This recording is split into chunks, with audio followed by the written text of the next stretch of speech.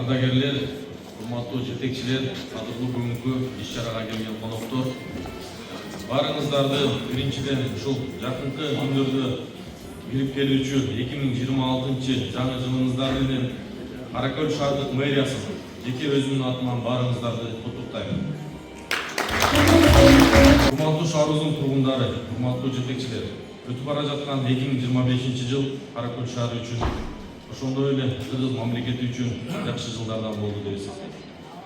Себеби Каракөл шаарында жылдын башында биз өткөн ушул биздин жаштарыбыз үчүн 100 орунду бала бакчаны жакшы жумуштар менен баштадык.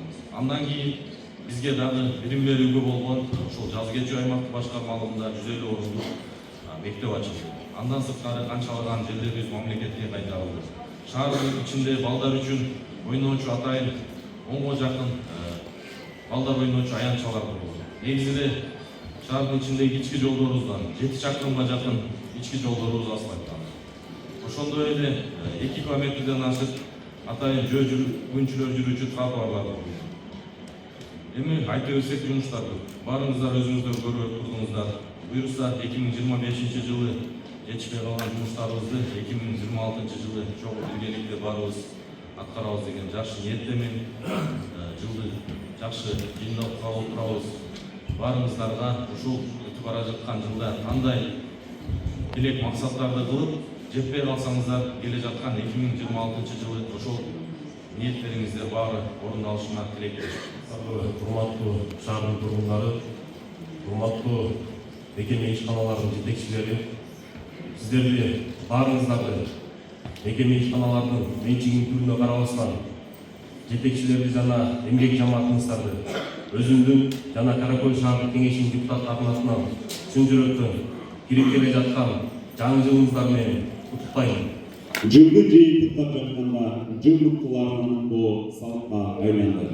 2025 жылдын мыктылары дагы аныкталды. Анда эмесе жыл мыктылары номинациясын тапшырып алса.